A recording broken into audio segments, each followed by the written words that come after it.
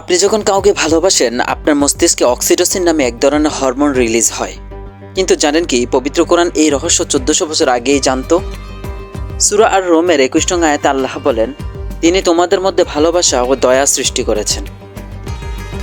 বিজ্ঞানীরা এই হরমোন আবিষ্কার করেছেন মাত্র কয়েক দশক আগে, কিন্তু কোরআন বলেছে 7ম শতাব্দীতেই।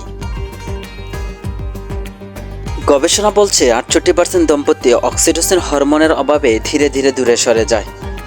তাহলে এর সমাধান কি?